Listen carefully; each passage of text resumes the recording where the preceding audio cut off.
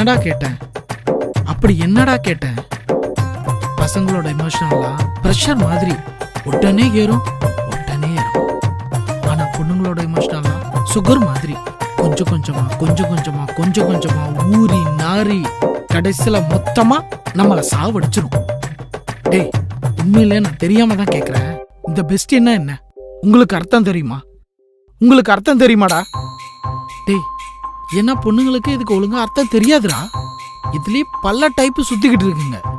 பொண்ணுங்களை பொறுத்த வரைக்கும் பெஸ்டின்னு வச்சுக்கோங்க, வீட்டுல இருந்து பிக்கப் பண்றது, பைக்ல டிராப் பண்றது, எல்லாத்துக்கும் செலவு பண்றது, இது ஒரு டைப்.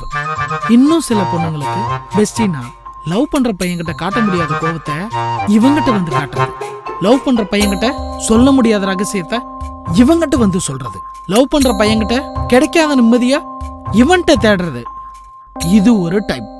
இதெல்லாம் கூட பரவாயில்ல, இந்த மூணாவது ஒரு டைப் இருக்கு, அதுதான் ரொம்ப ரொம்ப பயங்கரம். இவளுகளுக்கு எது பெஸ்ட்னு சொல்றவனே அந்த பெஸ்டியா தான் இருப்பான்.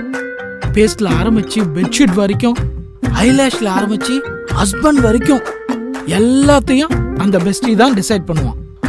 புருஷன் பொண்டாட்டிக்கு நடுவுல அவன் படுத்திருக்கானோ இல்லையோ, ஆனா அவனோட பேச்சும் அவனோட பேரும் கண்டிப்பா படுத்துட்டு இருக்கும்.